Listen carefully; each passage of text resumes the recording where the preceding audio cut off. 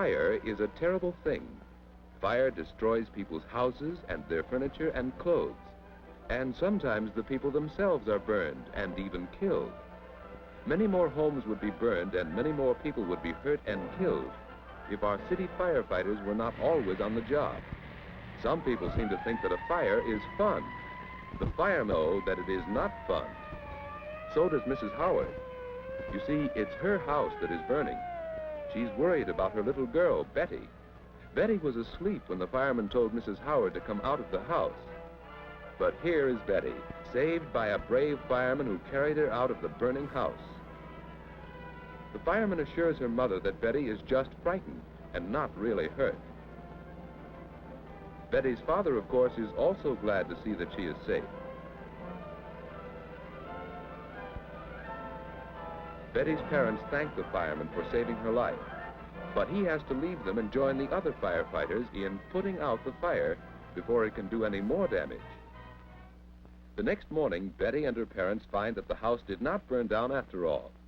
They are grateful to all the firemen who worked so hard to save it. This house is just a few blocks away from the Howards. Can you guess whose it is? Let's go in and find out. Here's one member of the family, Michael Ryan. We'll call him Mike. He seems to be waiting for something. And here is Mike's father. He is the brave fireman who saved Betty's life. Now he doesn't look much like a fireman, does he?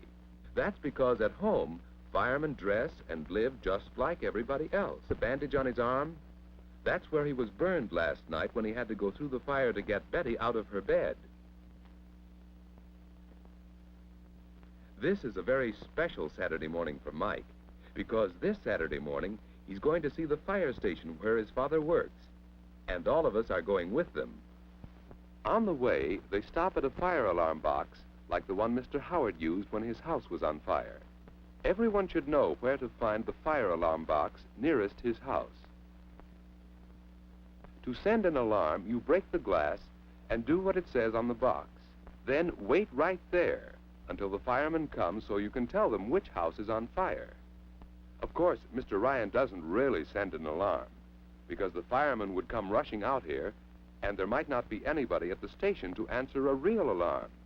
And in the meantime, somebody's house might burn down. That's why we never turn in a false alarm. Here is the fire station where Mr. Ryan works. Mike is going to see what the firemen do while they're at work, how they know when there's a fire, and how they put it out.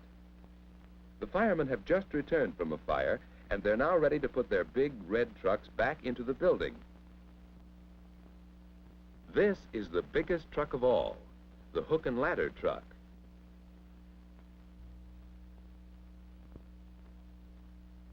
It's so long that it takes two men to steer it, one in front and one at the back end.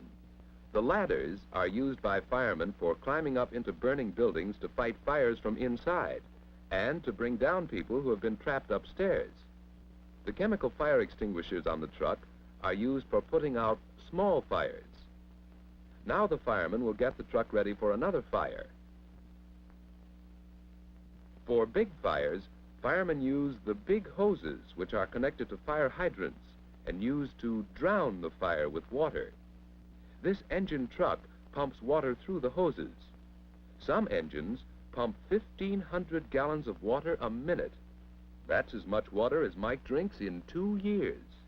Here is where the firemen connect the hose to the engine, the flow of water. Mr. Ryan's boss is the fire chief. He has had many years of experience, and he knows all about fighting fires. He goes to every fire. Upstairs, a fireman is holding a dummy. These men are carrying a net into which people may jump from burning buildings. To be sure it is strong enough, it is tested with the dummy, which weighs as much as a man. Have you noticed how all the firemen greet Mike and his father? Firemen get to be very good friends when they work together and help each other in the dangerous work of fighting fires. Inside the station house is an alarm board where there is a man on duty day and night. An alarm is sent out from the central fire station whenever there is a fire anywhere in the city. This board lists all the fire alarm boxes in the city. This machine punches holes in a paper tape whenever the gong rings. There's an alarm now. The number of rings tells from which box the alarm was sent. Mike is excited. The watchman examines the tape to see whether the call is for this station.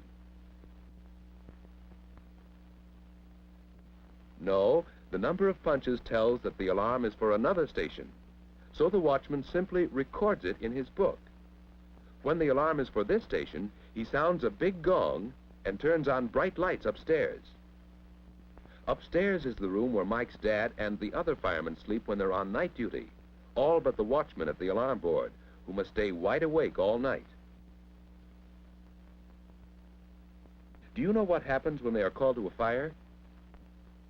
Mike has the right idea, but it's not safe for anybody to slide down the pole until he has been taught how. So Mr. Ryan asks one of his fireman friends to show Mike what the firemen do when they have to answer an alarm at night. His friend agrees to do it. Firemen always sleep in their underwear and shirts. They keep their trousers tucked into their boots beside the bed.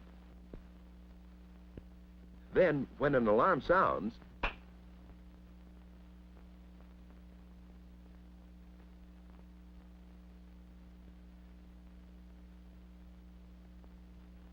downstairs, the firemen put on their coats and helmets and hop onto the trucks. They are on their way to the fire a minute after the alarm sounds. Mike's father tells him that the man who slid down the pole has just graduated from fireman's school. Oh, yes, firemen go to school, too. It's different from other schools, but firemen have to learn many things before they can join regular fire companies such as this. As Mike and his father come out of the firehouse, they meet the fire inspector. His job is just as important as the fireman's. He goes around the city showing people how they can keep fires from ever starting. Mike is proud to tell the inspector that they've been studying about fires in school. Mike remembers these 4 rules. 1, matches are dangerous. They should be used only with caution, seldom if ever by young children.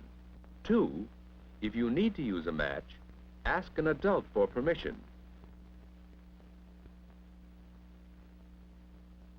3, keep away from fires, in the house or out of doors.